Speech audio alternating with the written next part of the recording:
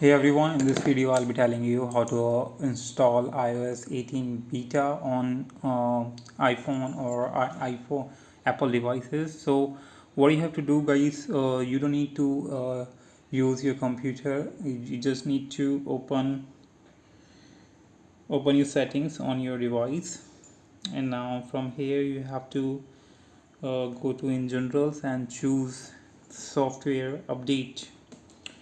And from here, guys, you can see that right now the iPad OS 17.51 is installed on my iPad.